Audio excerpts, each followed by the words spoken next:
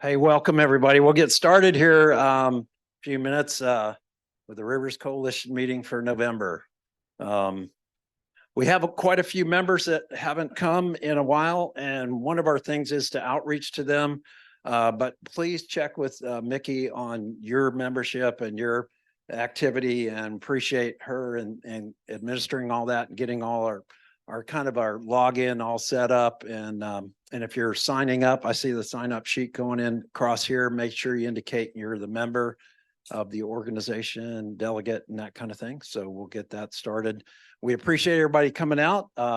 We're going to get our meeting started, but first thing off, why don't you join me in our pledge allegiance to the flag? Thanks. I pledge allegiance to the flag of the United States of America and to the republic for which it stands, one nation, under God, indivisible, with liberty and justice for all. Great. All right. All right. Thank you, everybody. All right. We've got some interesting topics for the agenda today, and so we can get started. Kind of opening comments. It's pretty blustery out there, and we've got this. I know whatever your experience is over the last day or so here with the wind, our weather stations at House of Refuge and Coastal Center on Hutchinson Island. At Hutchinson Island on the House of Refuge weather station, we read 65-mile-an-hour gusts and about 54-mile-an-hour sustained winds. So it's been pretty breezy. It's calmed down a little bit now, and as the system moves kind of offshore and to the north, we should see it getting a little calmer, but not as much rain as I expected. I thought we'd get a lot more. They, of course, got a lot south, and they were registering over 100 inches so far this year in Fort Lauderdale, of course, with that big, huge 36 of them in one shot back in April. Yeah, stay tuned for more conditions to come, right? More weather. But we can get started. Any other Rivers Coalition business matters we can get taken care of. This will be our last meeting for the calendar year. We won't have a meeting next month in December, but we'll start up January with our annual meeting on the January date. So stay tuned for that. But anything that happens in between time, if something's going on, we should all kind of go out. There's a couple of meetings coming up. They had a big task force meeting up in DC recently with all the different agencies, Interior and everybody, about Everglades restoration, a lot of updates. And there's a little C-44 meeting the Corps putting together tomorrow. Just found out about it yesterday. Well, I'll be out there at 9 o'clock to try to kind of see what they're doing, testing our C-44 project out there. So anyway, but we'll get into I'd like to introduce our presentation and turn it over to Merritt Matheson about Martin County Forever. So help me welcome Merritt.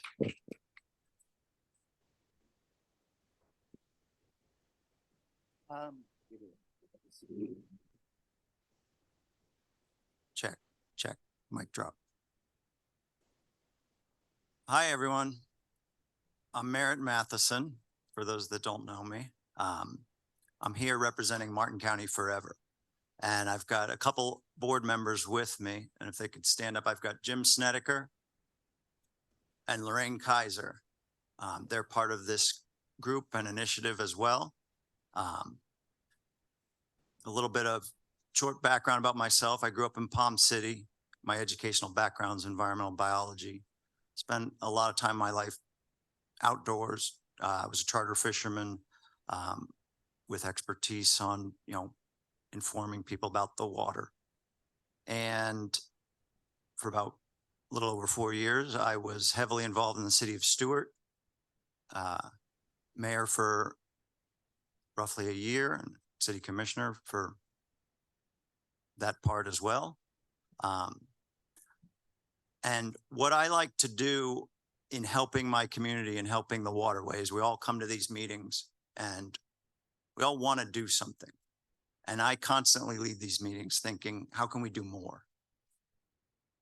We've elevated Rivers Coalition meetings to a point where we're getting representatives from the federal government, representatives from our state government, representatives from the county, representatives from the city. But frankly, it's never going to be enough. And we always have to keep raising the bar. And my conversations with people around town over the past 4, 5, 6 years is how can we do more? What can we do locally to make it be enough, to do better? And that's what we need to do in Martin County. And we constantly have to do that. So that's how Martin County Forever was formed. It's been around for roughly a year now, by this group of individuals seeking to do better. Our initiative is to acquire and preserve important natural lands in Martin County for the benefit of present and future generations. That's one of the things that makes Martin County so special, is that we have already acquired significant amounts of environmentally sensitive lands. So we had a goal. What my job and our board's job was is to look at how do we achieve this goal? And why do we want to achieve this goal? And I leaned on my experience as a city commissioner, my experience growing up with a father who was an attorney and an environmentalist, my knowledge of property rights. And we leaned over the past year on all our various board members' knowledge and meetings with organizations around the community. And we've had countless meetings throughout influential organizations around the community in the past year. So we have a goal and we've started to form a path. Why do we have that goal? You know, everyone in the room knows how important conserving land is, but we come here specifically with Rivers Coalition top goal to eliminate regulatory discharges from Lake Okeechobee. But beyond that, if we want to improve our river, it's not just eliminating regulatory discharges from Lake Okeechobee. It's eliminating harmful discharges into our estuary. What our goal is, and we wrote this out in a vision statement with the city of Stuart, is to receive only beneficial tidal basin discharges into our estuary. Tidal basin discharges are those that would naturally flow into our estuary and would be beneficial. Those that have flown through a wetland, those that are sending clean, beneficial water to our estuary. I'm not talking about unnatural water that never would get here, you know, that would fall near the banks of Lake Okeechobee and be sent here, or that would fall way up in northwestern Martin County or southwestern Port St. Lucie, and that would be sent via canal here. We're lucky right now where we stand because we haven't had regulatory discharges from Lake Okeechobee this entire year. But our estuary is not great because we've been receiving harmful discharges from basins that don't naturally flow into our estuary. And that's what Martin County Forever is looking to assess and help, among many other things. Acquiring land and keeping it, and ensuring that it remains in its natural conditions. Preserving wetlands, preserving uplands is a significant way to stop those harmful discharges. Keep the water where it stands. Let it recharge the aquifers. Let it do what nature intends it to do. Because if we don't do it, if we don't keep it the way it is, then you have what could be the worst case scenario, where eventually that land turns into what Florida's best crop is. Sadly, it's not sugar, it's cement. And that is the worst case scenario with any of this land.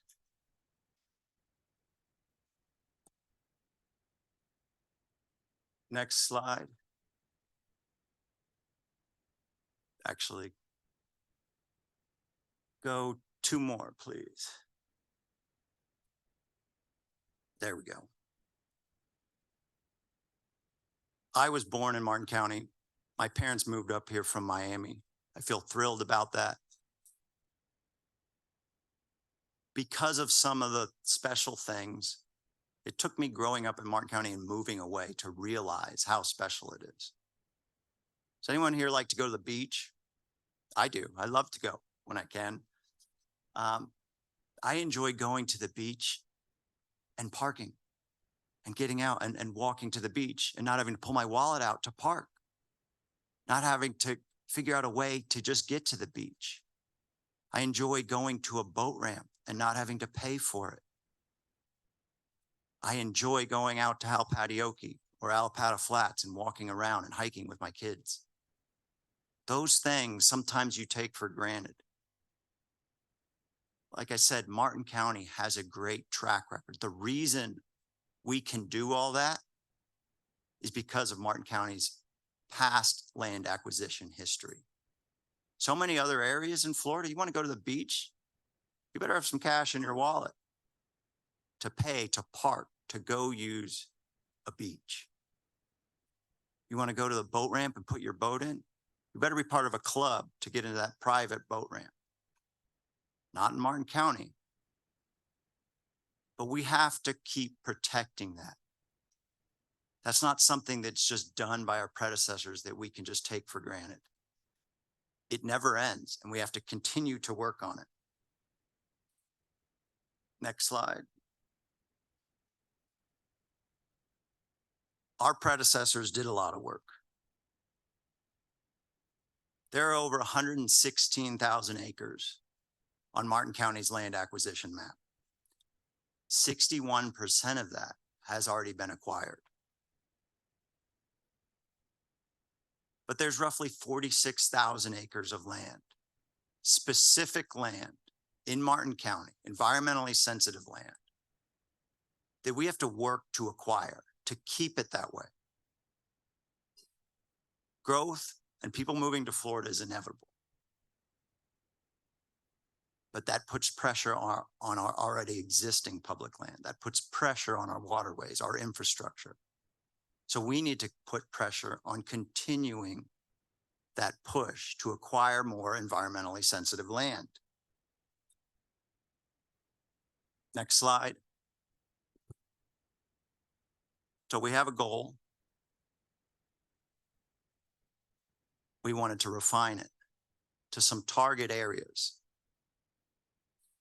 This is not a mission where we're just going to see a project coming down the pipeline and we want to say let's stop that. Let's keep it the way it is.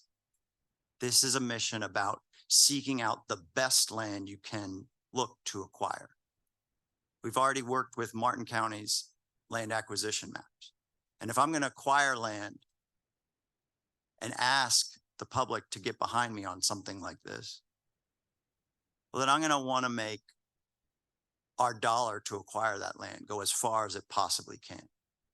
I'm going to want to make that land be the most value it can for the community. So what we've done is we picked out 4 target areas.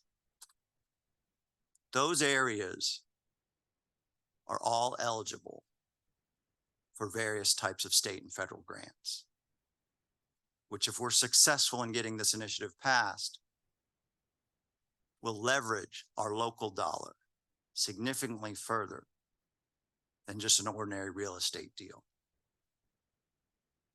Those target areas are the Blueways, Indian River Lagoon Watershed, Loxalucy, and Palmar. They've been around before. This isn't anything new, but this is a refined push to continue what others have started or to build on the work of other initiatives. Next slide. We have a foam board in the back of this image, but you can see it right here. Those are some of the target areas. Next slide.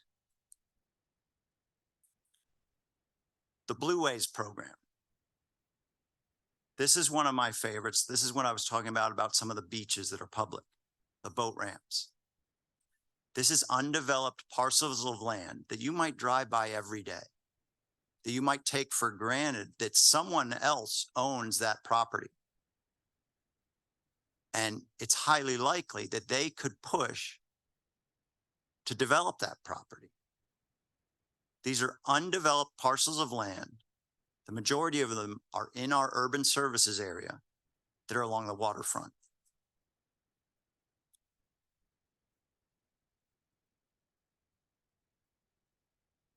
There's about 400 acres in Martin County that fall under the Blue Waves program region. Next slide. Indian River Lagoon watershed. This is by far the largest region in our target areas. Over 27,000 acres. A lot of this lies along the banks of the C-44 reservoir. The C-44 canal. Work by our predecessors is the reason we have the C-44 reservoir. All the Indian River Lagoon watershed, a lot of this region falls under CERP, Comprehensive Everglades Restoration. It's there, it's spelled out. Local pushes like this to generate funding, to put our money where our mouth is, to say to the state and federal agencies, we want to acquire this land. Here's our local push to do this. That elevates you when you apply for a grant application. That's the reason the C-44 reservoir, one of 68 CERP projects, was done first in Martin County, because Martin County came up with the money locally to seek grants with the state of Florida and the feds to acquire that land and get that project to happen. Now that project's been in the news a lot lately. It's not done. It's in that testing phase. It seeps or it leaks. All of these reservoirs are designed to seep. They're not designed as a swimming pool. Swimming pools don't leak. They also don't recharge your aquifer and percolate into the ground, into the water table. They're designed to seep. They were not designed to seep as much as it's doing now. I've had conversations with the past lieutenant colonel about this many, many times. They are working on it. And it is a lot better that we have it now and it is doing what it is doing now than not having it. And that doesn't mean we're ever going to let up and continue the push to get them to get it right. But we are a lot better off having a reservoir on the C-44 and an STA than we would without it. Next slide.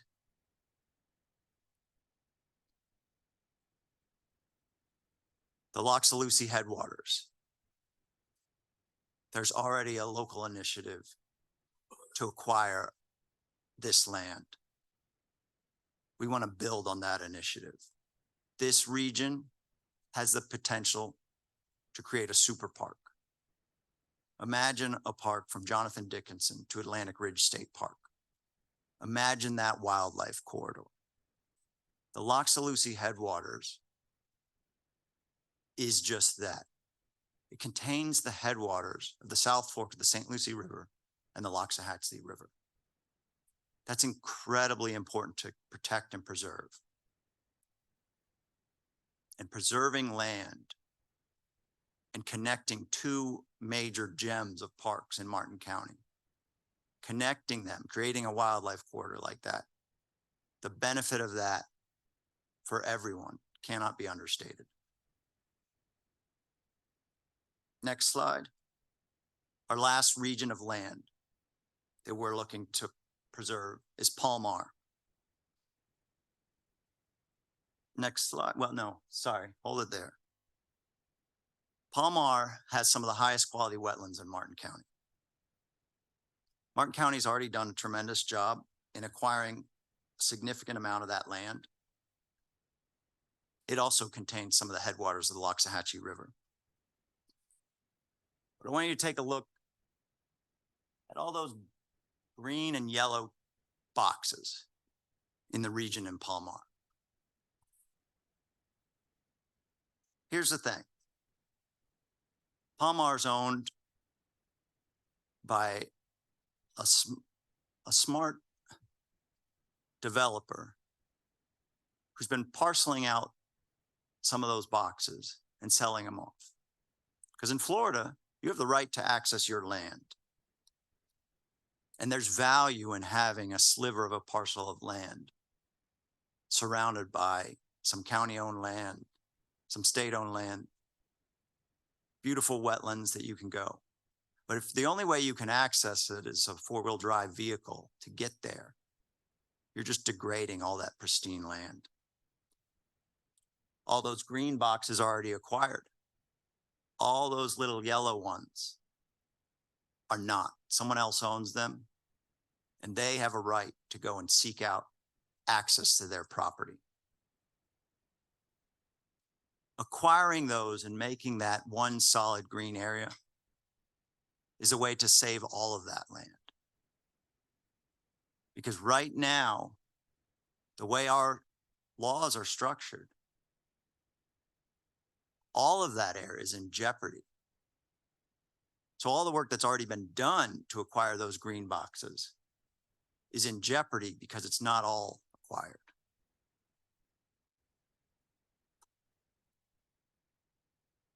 Next slide. So we've got our goal. We've got our target areas. They're educated choices. They're specific regions that are eligible for grant funding. They provide the most bang for your buck in countless ways. The most benefit to the environment, the most benefit for acquiring that land. So our proposal to fund and purchase this land is to work with the Martin County Commissioners, which we are currently doing. We've had countless meetings with them. We're working on referendum language for the November 2024 election. What we're proposing is a 1/2-cent sales tax in Martin County. This has the potential to generate roughly $18 million a year.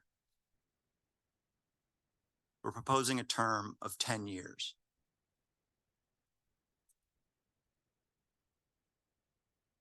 We're encouraging the county that if that's approved, to bond that and acquire land specifically in these regions.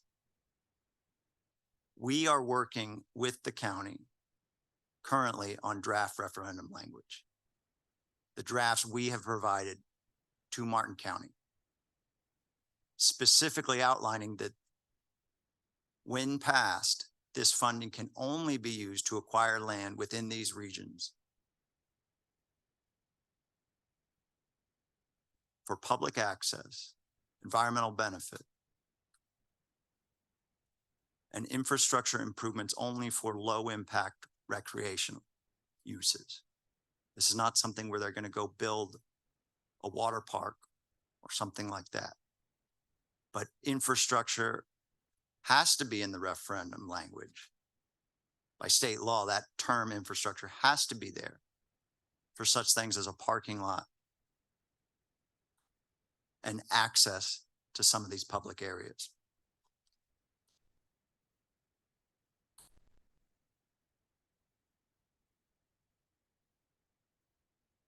Some of our other safeguards. Next slide, please. Some of our other safeguards for this initiative include a citizens oversight committee and a separate appraisal. Sorry, not appraisal.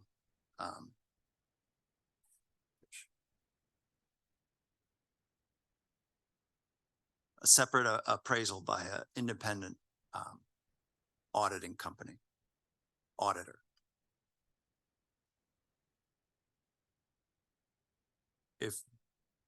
I'll see now if Jim Snedeker can come up, and we've dove into some of the economics of acquiring this land, how much tax revenue they produce now, and the economic benefits of just acquiring this land and preserving it, and what that would look like. Go ahead. Thank you, Merritt. So there are a few, I'm a quant by background, so I get into the data on all of this. So some key questions that have come up are, what's the tax revenue that's going to be lost in this land? What's the possible net economic benefit of acquiring this land? And the taxes from the four areas in total are roughly $95,000 a year. The cost to maintain the four areas, which would be primary blueways, because the three of the areas will be maintained by the South Florida Water Management District. So there's a total cost of $135,000. But according to an outfit called the Balmoral Group, there's a tourism revenue bottom line net number of $516,000. So when you take the $516,000 and revenue from recreational pursuits, it gives, and you deduct from that the $135,000, it gives you a net economic benefit of $381,000. So in talking with various taxpayers groups and others, that's been a key piece of data for them. The other item that came out of this Balmoral Group study was that this will create roughly 1,300 jobs, which is very important if you're looking at this again from a economic benefit. So the points that Merritt mentioned about what we're calling the guardrails, that is number one, the Citizens Advisory Committee, the audit capability, and limiting it to the four areas are very, very important. And as he pointed out, we're now working with County Council to iron out the details. I actually drafted the referendum wording with input from Lorraine and Merritt and others, as well as the accompanying directives. So we'll keep all of you posted.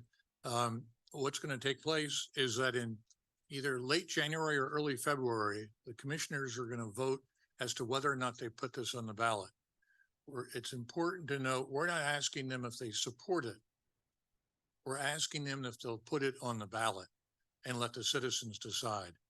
And we may find that we're going to reach out to you folks to come out to one of those meetings where we're going to need to have a show of force to give the commissioners the confidence that they will vote in favor of this. So more to come on that. Thank you, Merritt. Thank you, Jim. So before I close up, I want to take some time for some questions. We've explained our goal. We see why it's important. We know how we're going to get there. We have some next steps, some important next steps Jim just touched on. Where we are now, after roughly a year of seeking input, meeting with county commissioners and influential groups around Martin County, we formed the tip of our spear on how to get there. And that took a lot of work. We need to appease everyone if we're going to be successful. The realtors of this community, the environmentalists, the growthers, the no growthers, the business. And we've done it before in Martin County. And we aim to do it again. We just need a group like Martin County Forever to champion it, to cheer it on, help run the campaign. And we need to start with getting it on the referendum language to successfully get the county commission to vote to put it on the ballot, language that we as a community agree upon.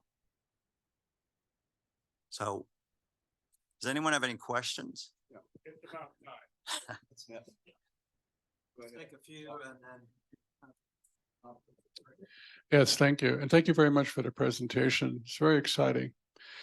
So we've gone through this somewhat before, where tax initiatives have been proposed, and they've been overwhelmingly declined because of what happened in the past with the water park, where they were supposed to be, according to what I understand and other people understand, and this a 0.5 tax increase for the environment. Then they ended up building a water park instead. So I don't know who remembers that, but we do. I do too. Yeah. So the question is, you have an advisory, which is a great idea, but how do you deal with an advisory group that says, don't do this? we don't agree. And then the commissioners decide they're going to make their own decision and they override whatever the advisory committee is saying. How do we keep the guardrails in place? The water park was created with a similar initiative that had specific language in it on that referendum that allowed that water park to be built. We've removed that language. And quite frankly, our nuclear option, if the referendum language that is proposed to be approved by the county in January, February, or March of this upcoming 2024, if that language has loopholes in it and we see it, Martin County Forever will pull out and we will let you know. The advisory committee will only be an advisory committee.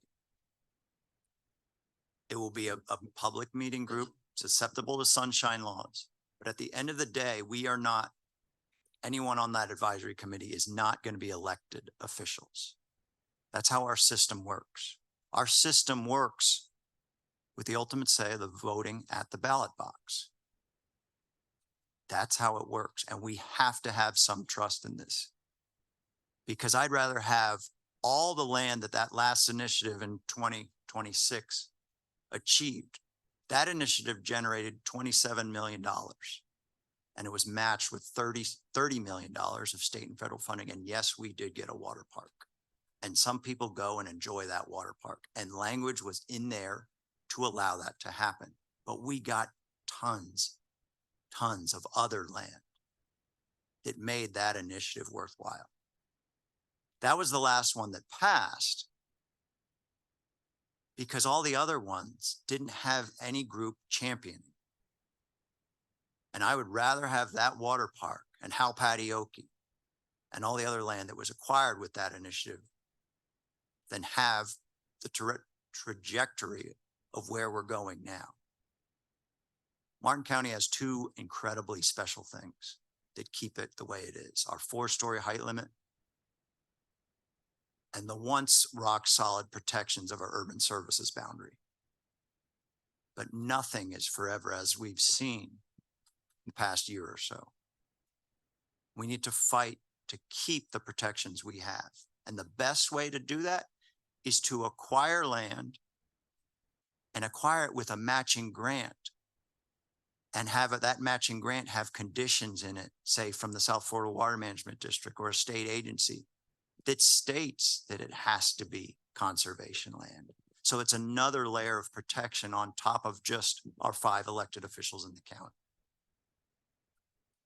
So maybe when the draft language comes out, then you'll make maybe another presentation or out in the community to let people know specifically how it's not. We are working currently. We had a meeting with county attorney and county administrator last week and with John Mayle of Martin County Ecosystems Restoration Division on that language that we proposed to them. And again, if we don't get the language that we seek and desire, we will let you know.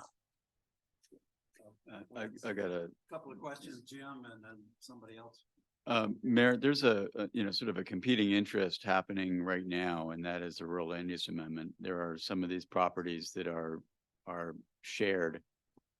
Is there a way or mechanism that this amendment could supersede some of those potential rights, especially on the rural land use amendment? Be changing the land use in certain of these. That's why Which is changing currently. I mean, this is Exactly. happening today, that's why this is so important and should have been done years ago. years ago. That's why this is so important. Yeah. The Loxalucy, a lot of that land, the rural land use amendment that's proposed and has been approved and is going through Martin County right now, opens up higher density development outside of our urban services boundary. And the way that language works, I'm not an expert on it, but it has to be adjacent to our urban services boundary. Its original proposal of that language, it had to be adjacent. to our urban services boundary. The Loxalucy, a lot of that land is directly adjacent to Martin County's urban services boundary. This initiative is to generate funding mechanism to acquire land from willing sellers. There are a lot of those landowners out there that would sell to an initiative like this that may not sell to have their land turned into a golf course. We need to take advantage of that. Time is of the essence. This is our chance. Yeah. Warren County's very successful soil amendment has done incredibly beneficial things for the environment. This is a way to really make achievable goals happen within our county. Very good. Christopher Collins. Yeah, City of Stewart. I just wanted to say I'm very thankful that you all have taken the initiative to do this. It's a long time coming, and with 1379 out there and grants available, it's perfect timing. So I just want you to know, from me, I have your back. I'm all in. So leverage me with that city seat, leverage me with the TDC seat that you know about. The tourism development is a bridge between the ecotourism and the county. It's perfect segue with what you guys are talking about. So again, thank you, and let me know how I can help. Thank you. Okay.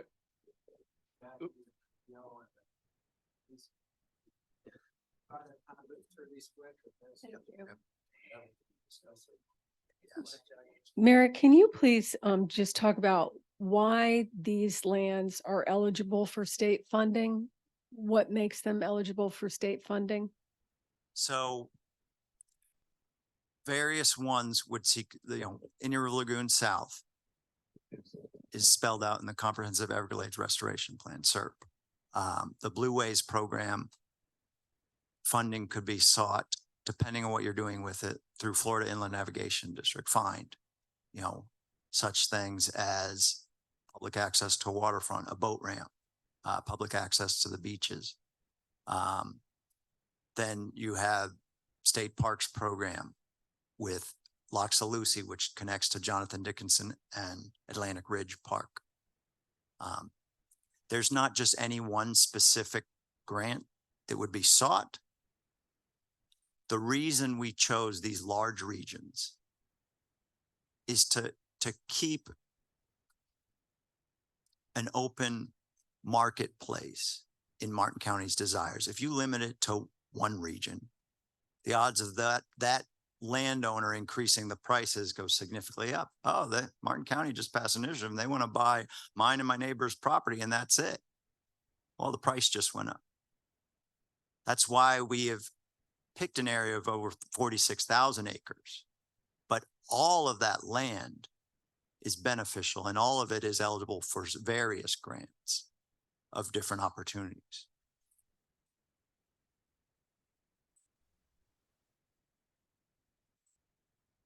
Yes, yes. A lot of that, remember that slide, a lot of that land was already owned, and a lot of IRL in River Lagoon South is owned by some of these agencies we'd be seeking to get grants from. And the way these grants work is if you provide local funding as the match, you elevate towards the top of the list. If there's no local funding, your chances of achieving and receiving those grants are significantly lower. So remember Palmar with those green and yellow checkered boxes? Those green boxes are either owned by the district, Martin County, but those yellow boxes right next to them are privately owned. So just one point that I might add is that the 10-year deal will generate roughly $180 million. We expect to get matching grants for roughly another 180 at least. That gives you a total of 360 that we're working with. But we believe that we'll be able to bond at least for the $180 million on day one. So if you do the current, present value of that figure, a bond of $140 million effective January 1, 25, which means we can start buying the land on day one, once we get that bond out there. And that's very significant. I was gonna speak to Paul's point about the water park. I think you're right. I think there's definitely a bad taste in people's mouth about that whole situation. But I would also point out that the school district has gotten millage referendums passed since then. So it's not as if Martin County is averse to paying some extra taxes for something they consider to be worthwhile. The challenge is going to be, if this gets on the ballot in the first place, the challenge is going to be demonstrating the need and telling and making people believe that we need to do this. That's an excellent point. That's why when we get the proposed referendum language, we need people to come out, and we will let you know when Martin County Commission has this on their agenda. We need people to come out in support of a clean referendum language to be put on the ballot. 2026 was the last one. It's happened significantly in the past. It's been proposed, it was proposed and discussed last, let's see, 20.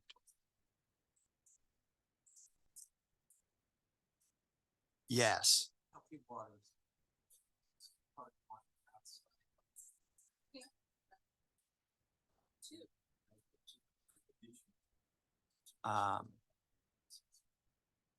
Believe 3.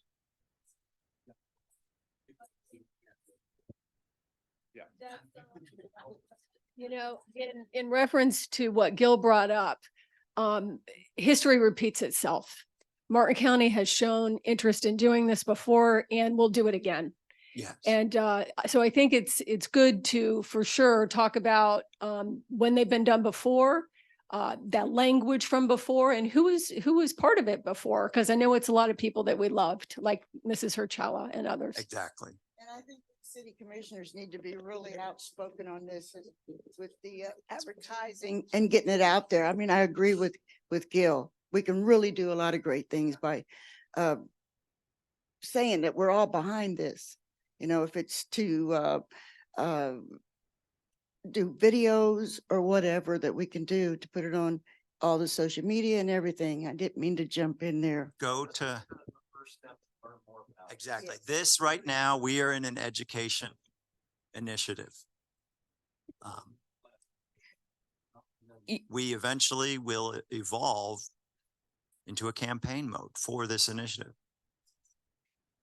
So you said that South Florida Water Management District would be managing some of the lands and ideally working with others to get the hydrology so that this could provide those ecosystem services that we all love. Is there a way to quantify that so that we can share with the community what the economic value of those ecosystem services would be, flood risk reduction? We did the best we could in quantifying. Mr. Snedeker came up here, roughly $320,000 of benefit, but that's specifically from a tourism benefit. There's no way to really quantify it with just environmental benefit. I mean, you know, significantly more than the 320,000 of tourism and jobs revenue on that, because just preserving land in these 4 regions and keeping the water there where it falls, recharging our aquifers, flood protection. But if you want to really think about quantifying it, imagine all these 4 regions turning into pavement for our kids. Is that the gift we want to give them? Or do we want to lock this land in as it is?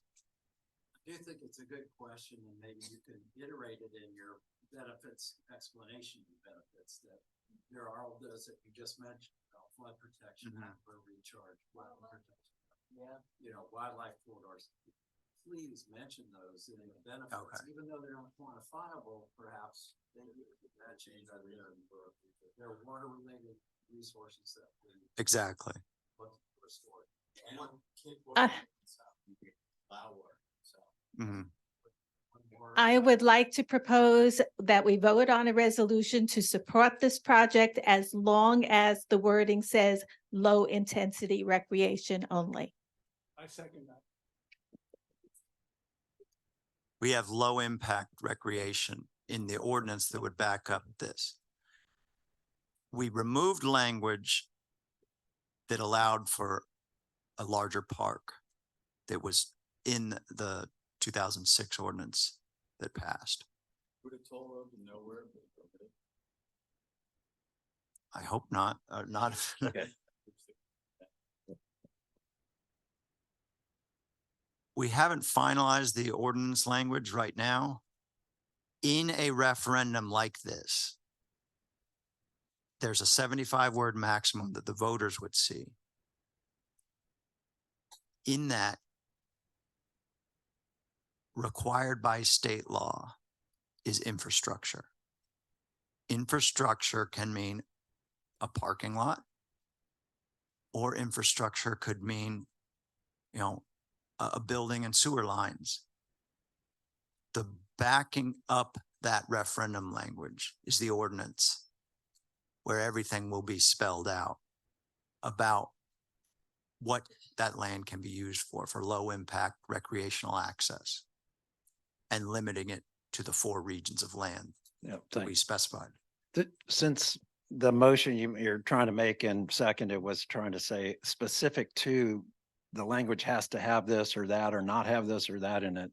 I'd suggest that we kind of wait on that until we see the draft language that's coming forward and his next or follow-up presentation to this.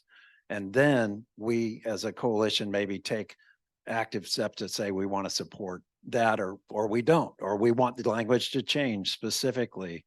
Because I know where you're going, and I think we've got a general consensus that everybody in the coalition feels like this is a great initiative and a movement. But we're very specific about wanting to make sure that language is very protective of what we want to see happening, I think, if I read that right. So would you mind holding off on, we can wait on that motion and support of the coalition? I think I get a general nod and a lot of consensus that we appreciate Would this be- initial understanding of it, and then coming back as soon as you can about, hey, here's the specific the benefit language and idea of once it's drafted. organizational support from various groups is specifically for the county commissioners. Having them see these letters of support and having their knowledge that various groups in the community want specific terms that we want in the referendum language is important. And that vote has to happen 180 days before the referendum is passed, is approved. That vote has to happen at the latest in March, and we're looking to have it be discussed the end of January, early February. So once that's discussed and you get that draft language, it'll be, Well, we can support. We're I going think. for 5 county commissioners who want Yeah. to see letters of support to approve it at that meeting. Yes.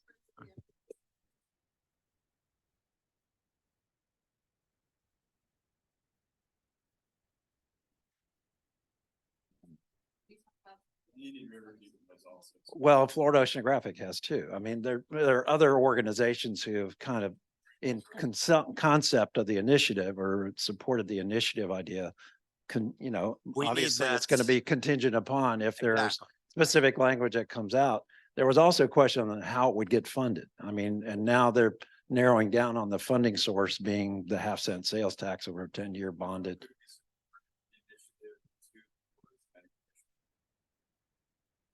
And we could. That's the extent of our support. We want those conditions. Do so we the want to county do can that? See. I mean, that could be done. Okay. We believe that they need the support, and Mm-hmm. time is a limitation. And so therefore we can make a condition what that support is. But I think we need to give the go ahead today so they can begin to build up the support for the commissioners to vote in later, early next year. If it doesn't have the language Martin County Forever agrees upon, I guarantee you'll see an op-ed in TC Palm stating that. Right. Well, we're all going to be tracking it, obviously, but so what I'm hearing is let's have a kind of a vote on or motion to have the board send a letter of support on behalf of the coalition to Martin County Board of County Commissioners that supports this initiative. And it's also concerning that we make sure that the language is correct in the referendum language in order to have those protective rights on the properties as we go forward, or something to that effect. So at least we support it in this concept initiative. We throw our support behind it, all 105 organizations in the coalition.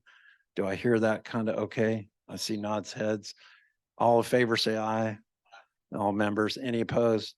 So pass. Okay. So we'll do that. We'll get support. Thank you, Merritt, and thank you, Jim, and Thank others who you. put this together. Appreciate it. Unfortunately, Jim and I have to run to go discuss Martin County Forever at another meeting. Excellent. But Lorraine Kaiser will be here. If anyone has any follow-up questions, anyone wants to Raise your communicate hand with again, her, Lorraine. That's the person right Lorraine Thank can answer those questions and would love to chat about Okay. any others Thank you. willing to support in any way possible. We have a website up and a Facebook page up, so please check us out. What's the website? Is it just martinforever.org or? I will get Rivers Coalition, Okay. maybe send out an email. I don't We'll want to make sure we put it in. in the minutes or put it in that. we Yes. did that. What Mickey will send it around. All right. Thank you, Merritt. Give it up for him. Thank you. That's,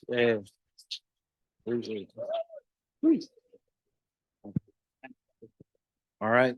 Moving on to our kind of updates and reports. We're going to start with Martin County. John is not here, but Dr. Elizabeth Kelly is going to kind of give us a brief report summary and be followed by the brief report from Ben Hogarth. Okay, thank you. Moving on.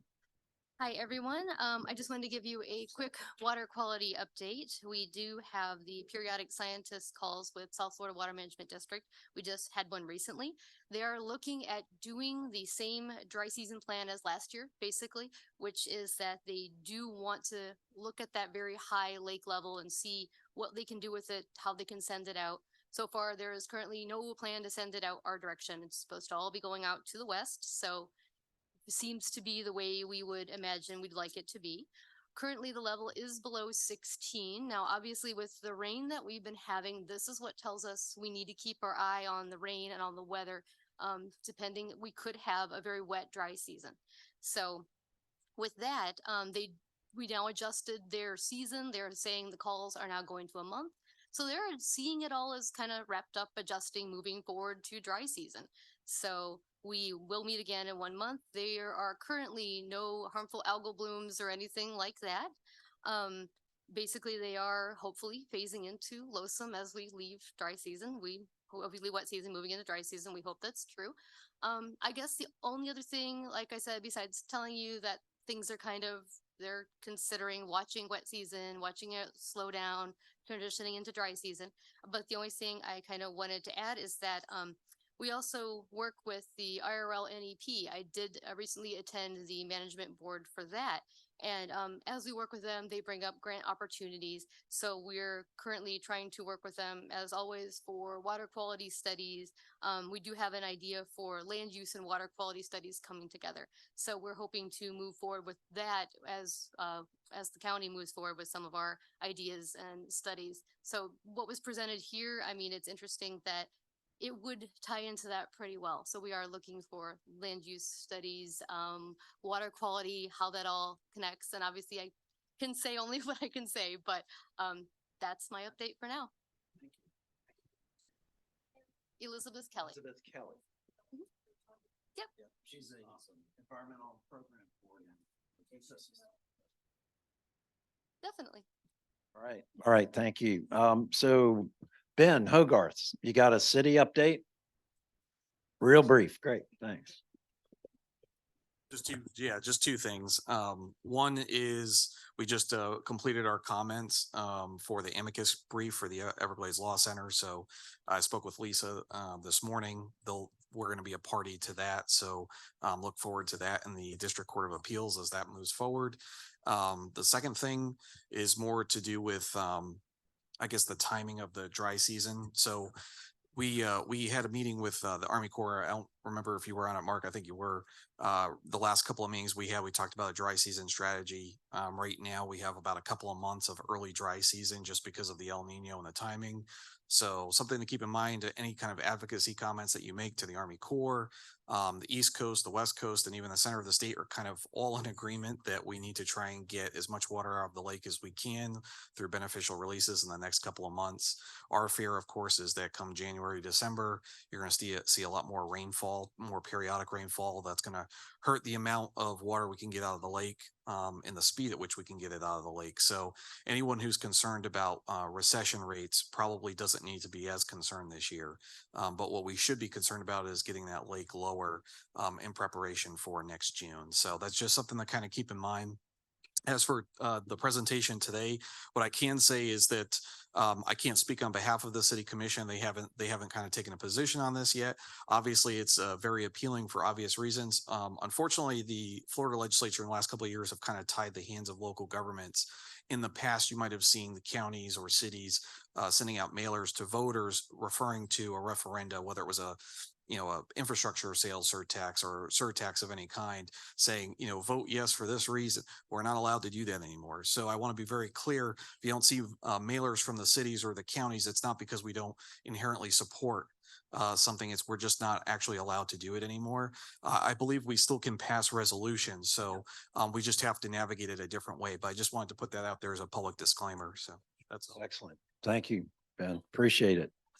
It's great. And, to follow up, I know what Ben mentioned, because of El Nino, we'll be getting a lot of wet, dry season, if you will, coming up. And it is a concern. The lake's still just below 16, about 15.8, 15.9, but it's just right there. It's still high. And any kind of big rain event like what's just happening, I mean, we could be vulnerable to releases. However, they are releasing some water south starting now, and they will through the dry season from the lake, but it's for mainly water supply in the EAA. They do this from November through May every year. They get water supply out of there.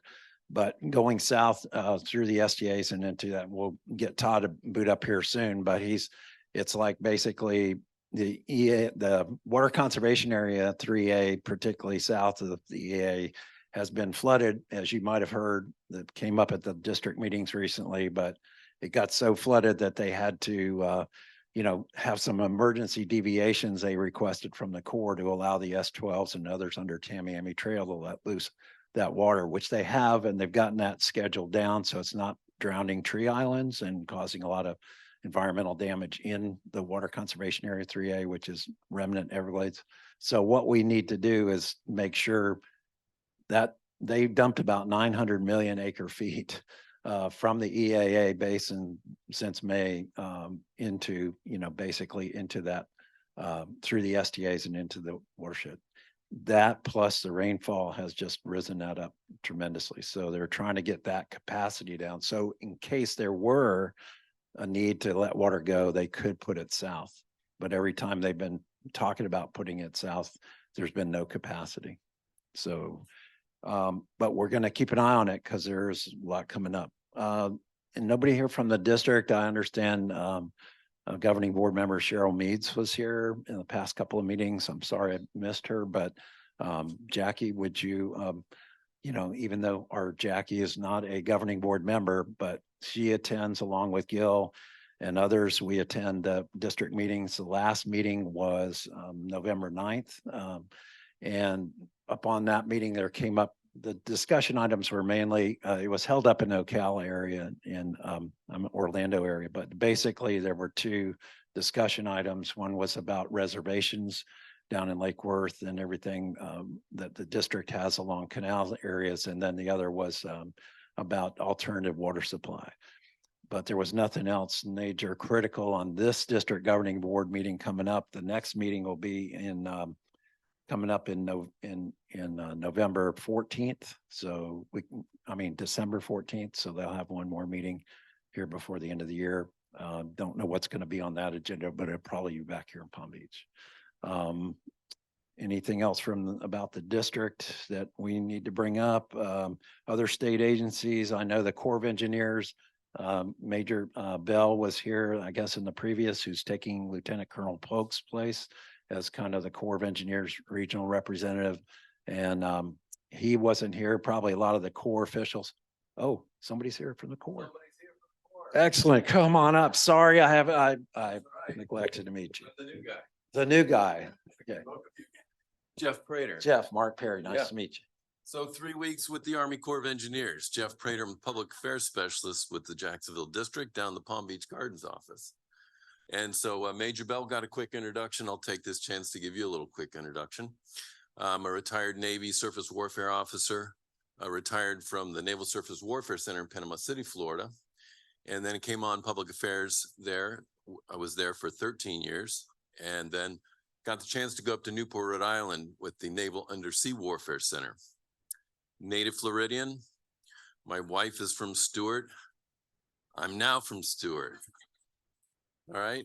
So that's a little bit about me, but I'm up here to tell you that, yes, Mayor did a great job. And we do have a site visit for C-44 tomorrow. It is at 9 o'clock, 9 to 10:30. I have a couple of hard copy for those of you that want it, but it does require an RSVP, or I could text that to you after the meeting. Just let me know, whatever you prefer. Tomorrow, 9 o'clock, C-44 Reservoir site visit, Army Corps of Engineers. Thank you very much. Jeff Prater, Prater. Yes, Jackie. My wife is Stacy Dotson. Wow, great. We know one another. So Yeah, look at that. Great. how about that? Jeff, thank you for being here. You're welcome. Thank Thank you for you. updating. We look forward to further. Also.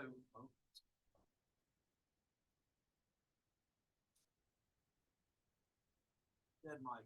Anyway, there, I wanted to mention that in the governing board meetings, agendas and on their website, at the governing board website, go under public meetings, go for the agenda from last meeting, November 9th. These two items are tagged in there, linked in there. These are great updates and reports they've been doing in the last couple of meetings. They've been including the one is from the Corps of Engineers. It's about the SERP construction planning project updates. It's got a lot of detail about all the different projects and their status and updates. And the other one is about the Northern Everglades and Estuaries Protection Plan. Remember, that's the three watersheds, Okeechobee, St. Lucie, and Caloosahatchee, all into one. And they're trying to put that Everglades Protection Plan into effect on that. You know, how are the BMAPs doing in there, or BMPs? What are they, you know, doing anything in these watersheds? We've called for this, and finally it's coming to light, and the district's brought up in workshops that we've attended and others. And now they're doing it every month. They bring up this update. So I'm really glad they do. So thanks again for the Corps to be here. Next on the agenda. Update from Paul Gray. Paul, I saw Paul just last night. He was at Tuesday night, I think. Tuesday night at the Wolf Center at IRSC, Martin County Conservation Alliance, who's member has had him speak there, and he spoke before that in Moorhaven the day before. So Paul's been kind of on the road doing a Paul Road Show, which is great. If you haven't ever seen him talk, he's fantastic. You learn all about these migratory birds that come from the Arctic all the way down through to South America, and they've got this stopover in Lake Okeechobee in this area. And it's just like, it'll blow your mind how much these birds need this flyover and to stop over, to stay here, feed up, and get ready to make this long journey across the water. So if you ever get to see his talk, I mean, it's really great. Oh, we do. No, that's okay. That's okay. So Todd, do you have want to bring up any updates on the lake, or talk about the lake at all? Yeah, sure. Okay.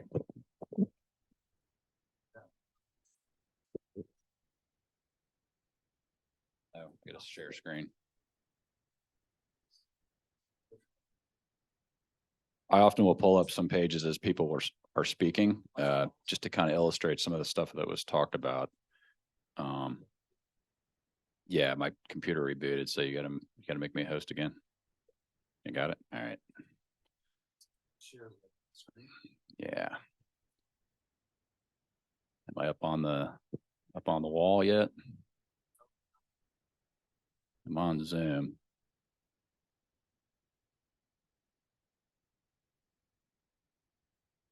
There we go. So we're talking about how the lake, was down. The core page is showing, from yesterday, basically 15.93, but all this rain came through last night.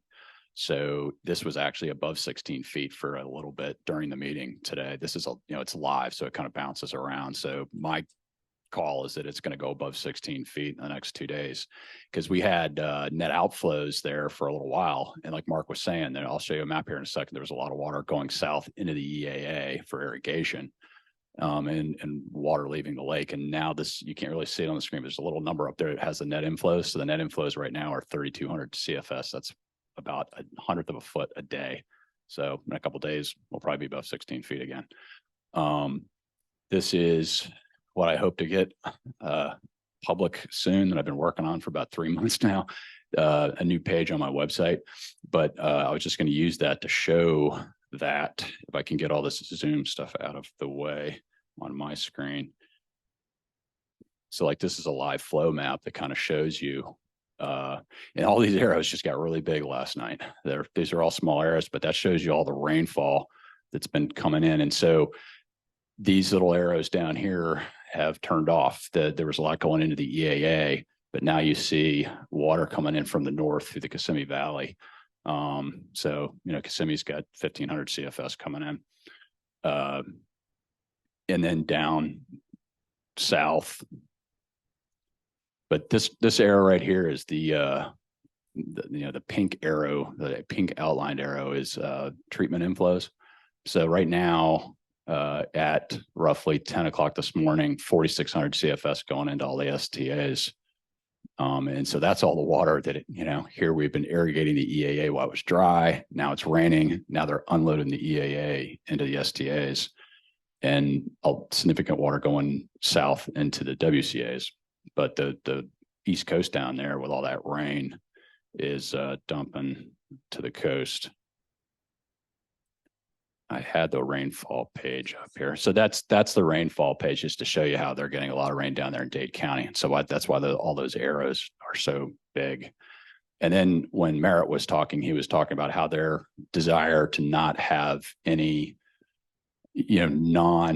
non-tidal basin flow or harmful non-tidal basin flow into the St. Lucie. This is a St. Lucie basin map. This is the data from the annual report. This is the last annual report, not the one that's, I think, still in draft right now, Mark, or almost ready to come out. So just so that what he's when he's saying the tidal basins, that's this right here. Now this basin is modeled because you can't really measure the flows on the tidal basin, but this bar up here is, what the target is, 81 parts per billion of phosphorus for the St. Lucie River. And so over the 5-year average, it's been 104. So it's a little above that, but you can see how these other basins that didn't really naturally shotgun directly into the river, they mostly flowed north towards the North Fork up through 10 Mile Creek up in here historically. But they're significantly more, 331 parts per billion. That's 4 times the target for the St. Lucie River. So we got a long way to go. This is the 5-year average. If I can get this out of the way, looking at I can't get these windows out of my way. Sorry. I've got all these Zoom windows in front of this. I'm trying to get my 1 year, but right here, Lake Okeechobee in this 5-year average is part of that load.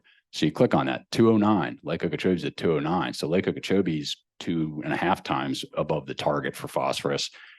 Over that time period, on average, 56 metric tons of phosphorus into the St. Lucie River. If you look at the 1 year, it all come up, there it goes. It's white, and that means there was you went from 56 tons down to 0. How is that? And that's because that's water year 2022. We had no flow. So that's one way to keep 56 metric tons of phosphorus out of St. Lucie, is to not have flow at all. And I think that's it, unless someone wants to see something. There's I just want to say that Maps together and he's been working on it a while, but this is such valuable for us data geeks and we need this data. But it's all buried kind of in the water management district and DB Hydro and everything. But Todd has developed these mappings to bring it out to real time, put it in place and to over periods of time and periods of record and do it. So give it up for Todd. One It's a other great quick thing I tool. just want to show is these are the actual latest, sorry, these are the actual latest, grab samples. And so, you can zoom in on here and see like what's going on here. This is the flow just south of the S80 coming off of farm 561. So that's when I've been harping on this before, saying we need to go for the low hanging fruit. I mean, there's hot spots out there. The data is right there. You can see it, but now I'm trying to make it so you can literally see it. You can see it. It's not numbers, it's in colors. That's why we were proposing Northern Everglades Estuaries Protection Plan, NEEP, to come up into the district. They and the DEP and FDACS are the three agencies that always are supposed to be implementing our protection plans in these watersheds. So the Lake Okeechobee, St. Lucie, and Caloosahatchee, just like Todd's showing you, these not only concentrations, but as he showed, the loads are the required loads to make that target load so that we meet the total maximum daily load for the estuary. And it's not being met. If you add up all those five big major basins, including the tidal basin and all the loading that's coming in, it's not anywhere near meeting those targets that they started. So in 2013, when we started the BMAP, they said every 5 years, we're going to meet these milestone targets. And in 15 years, we'll get there. Well, they got to, the first 5 years, then they got to the 10 years in 2023, and they said, oh, we're not meeting the target. So their recommendation from DEP now is to move that another 5 years. So instead of 2028, it's going to be 2032. They're saying before we'll meet the TMDL, because it's like kicking the can down the road. Oh, we can't make that goal. So we'll just kind of make it further on down the road. And it's just, we don't accept that. We're not going to accept that. We want to get back to the agency and say, look, you've got to enforce these TMDLs and these BMAPs have to be enforced, or the BMPs, to make us get to that TMDL. Otherwise the estuary is going to continue to get this pollution over and over and over, from the watershed and Lake Okeechobee. But let's give it up for Todd. He's amazing. Amazing. Thank you. We go live. Yeah. Quick.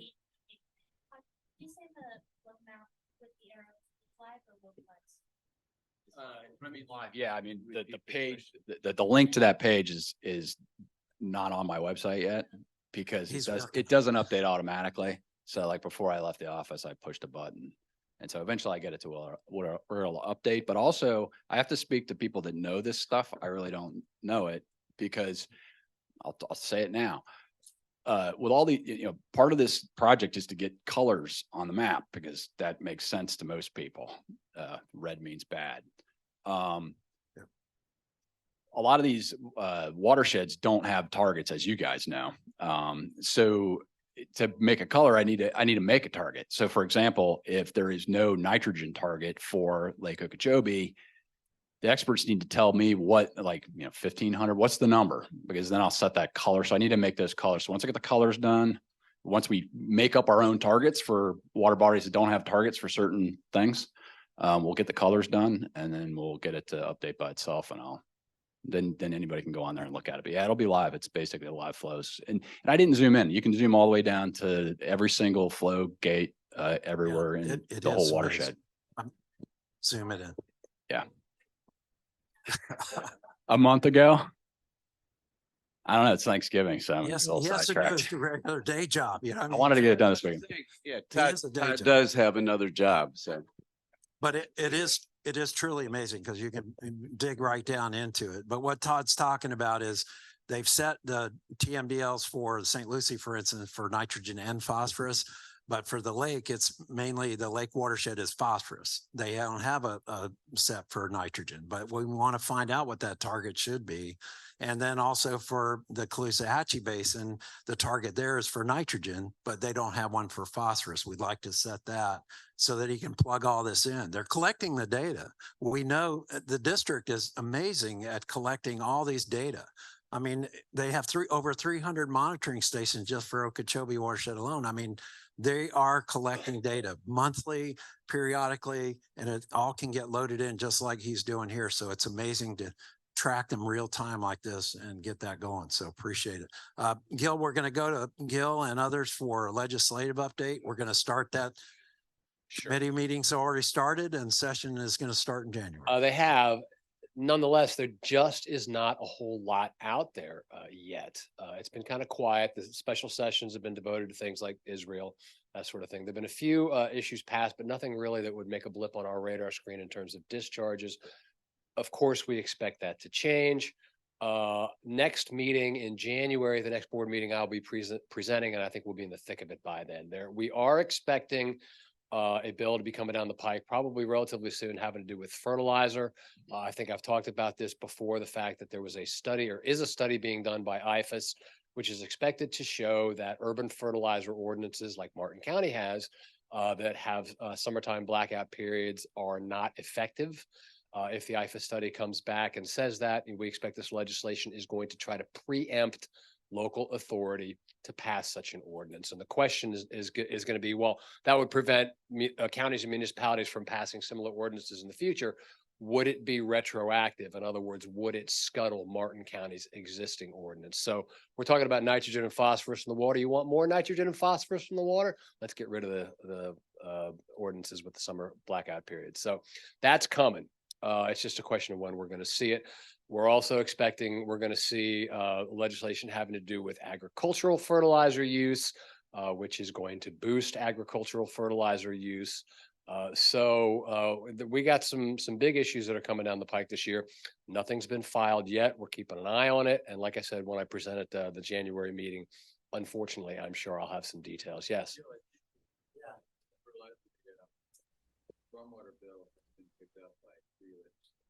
Yes, it has. There's a bill implementing new stormwater rules from DEP.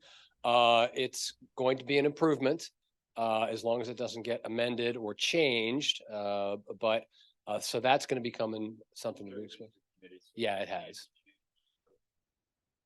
Okay, that I'm not sure about. That's really important. I mean, to get the stormwater rule allows us to have some stormwater. Jackie.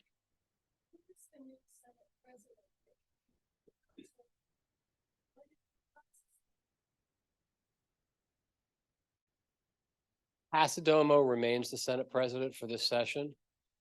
Ben Albritton is going to be the next Senate president. Ben Albritton is, I'm sure he's a very nice person. From our perspective, he's Darth Vader. Okay. He is the dark side. He is ag all the way through. He's a citrus farmer. Very, very powerful legislator in the state of Florida, on the cusp of becoming one of the most powerful legislators in Florida. And I would not say that he has been a friend to clean water. And he's going to be in a position of great authority here when he ascends to the Senate presidency. So, I think the expectation is that we're going to see a lot more ag-friendly legislation. That makes sense. That's his background. That's his constituency. We will see a lot more ag-friendly proposals coming down the pike. Ag-friendly proposals are not going to necessarily be friendly to clean water. So something to keep an eye on. Just a little history related to Mr. Albritton. He was appropriations chair during that time, and we had, if you remember, Bill 2508. Right. He actually sponsored that He bill. kind of slipped it right in there. He sponsored that bill, and I was at the hearing when he was taking criticism for that, and his response was, sometimes you just have to do the right thing. Yeah. The right That thing was by his her, response. but yeah, Right. Diane. All right, great.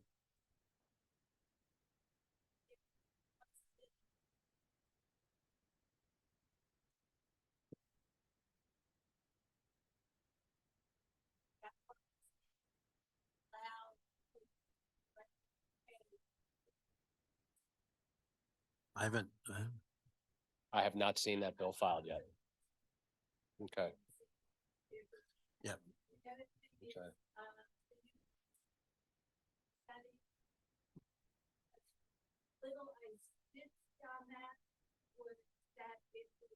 so generalized and not an actual physical study that was very poor, but that St. John's Water Management District actually had a true study and found that stopping the fertilizer really did work in their area.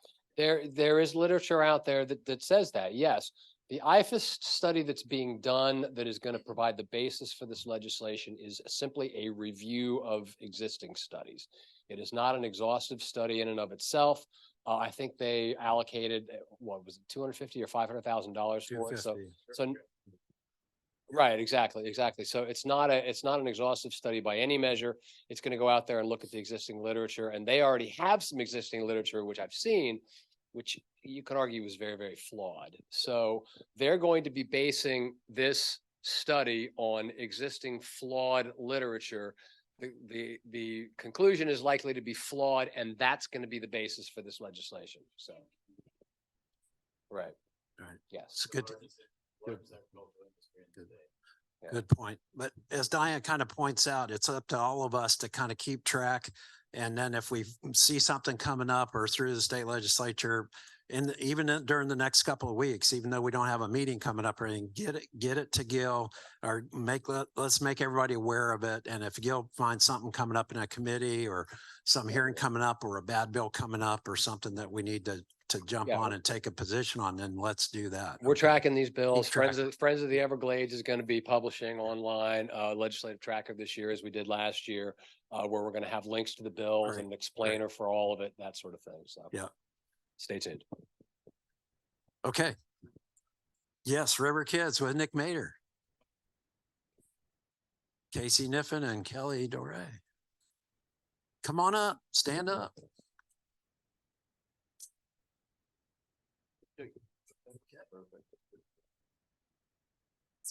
Okay. The River Kids update, we had a great community event at Florida Oceanographic this past month where we had some river kids show up and share their stories of the vision of the future of our waters. And we really appreciate that. We'd love to see that happen more often. We'd love to have more of you a part of that conversation, share your stories of the history of our waters, and then have the kids share their visions of how we can change it for the better. So we hope to do more of that. Kids have the week off next week. We're going to encourage them to go visit their favorite waterways. We're hoping to make some social media posts to just highlight all of the wonderful natural spaces. And hopefully we will have some to add in the next few years, like we heard today. So Kelly, you have anything? Nothing to add, just, if kids can't get out because some parents work, we did talk about, just in your own backyard, what is some of the nature and things that you can discover. And really just trying to drive home, there's a lot of great things about where we are, even if you can't get out to the water the next week. So we're going to try to get some stuff going and maybe share back what we find from the kids next week.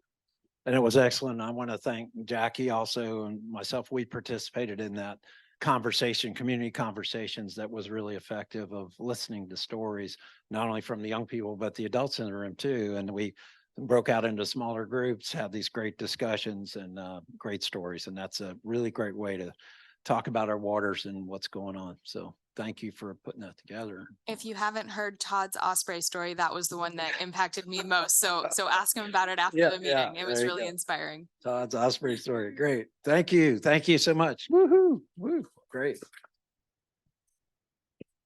I don't see Todd Weissing for the Speakers Bureau. Todd's not here right now, so we'll go to any kind of updates. The water quality update, this last week's water quality report. Oh, there it is. 89% out of 100 is pretty good.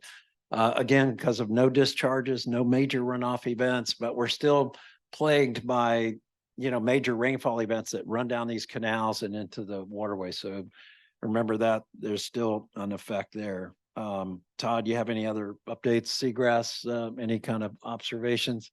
Todd's usually out on there. Jim Moyer from Indian River. Yeah. So seagrass is having some interesting recovery up in the Mosquito Lagoon, a little bit in the northern IRL. We're seeing seagrass locally It's pretty sparse. It's mostly Haduli and some Johnsoni over in the Willoughby Creek area. The Riverkeeper's been pretty busy up and down the state. I will say that we've had a few unfortunate boating collisions with green sea turtles as well as manatees locally. The waterways are a dangerous place for some of our iconic endangered species.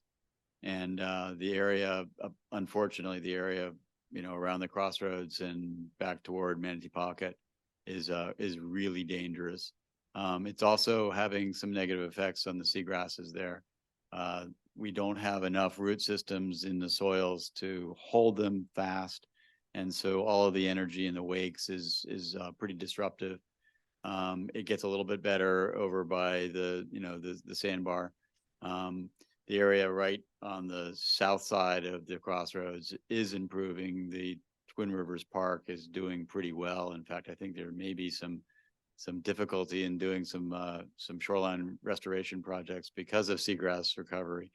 But this is really an important thing, and we have to remember that we are all part of this ecosystem. We're not apart from it, and we need to support efforts to protect it because it's our future, it's our life.